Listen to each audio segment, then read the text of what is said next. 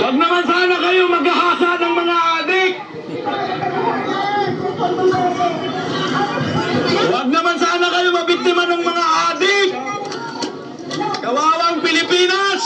Ang mga Pilipino nagiging protektor ng mga adik.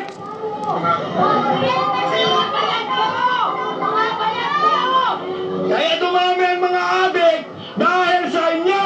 Mga protektor kayo. Magpahir po ulit yung gratis kayo lahat.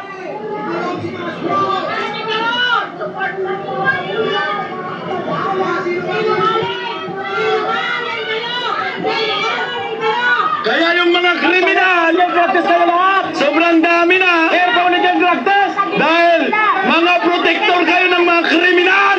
Disiplinado ang mga Duterte! Ikulong ninyo yung kriminal. Child abuse.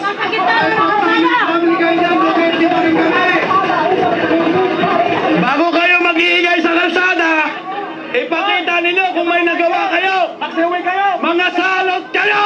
Sabi kayo! Nasa gitna na sila! Ang mga Duterte na sasabi lang! Ano bang pinaglalaban ninyo? Pabalik-balik na lang kayo dyan. Dekada na kayo sa Pilipinas. Umasinso ang Pilipinas sa pinaglalaban ninyo. Mga hunghang. Mga hunghang! Inan nyo. Mga bubo!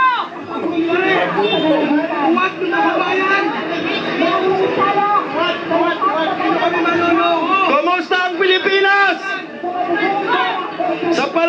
Sa panay sigaw ninyo. Nasa first world country na ba tayo? Wala! Tulong na yan! Sarap sana kung may trompa tayo, putang na eh.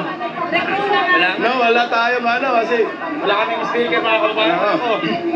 Ubus na rin ang aking boses. Tayo maghanap ng ano. Oo. Yan nyo. Alam ko lang pa para ito. Alam ko pa para ito sabi ko na ito. So, hindi tayo makalupin. Kasi tama naman ang ating ano eh. putang na. Pinaglalaban. Wala yung mga sinasabi ninyo. Ingat! Ingat! Yung mga apo niyo, bantayan nyo na may gila. Baka Ingat! Ingat! Ingat! Castro! Ikulong! Castro! Ikulong! Castro! Ikulong! Castro! Ikulong! Castro! Ikulong! Castro! Ikulong! Castro! Ikulong! Castro! Ikulong!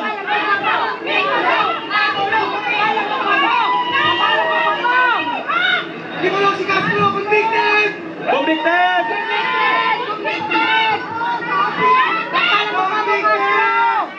Ang kakapal na mga mukha ninyo! Kayo ang convicted!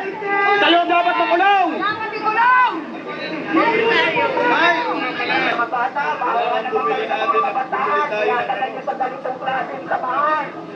Dapat yan nasa eskwelahan at nag-aaral. Kawawa ang mga magulang nyo, mga ining, mga motor. Dapat wala ka lang sa ganitong event dahil ito ay pambantay na event. Kahit abuse yan, dapat hindi nyo sinasama sa gawin mga gawin ng mga kabataan natin. Subok lang mag-live, baka makapag-live. Sa lansangan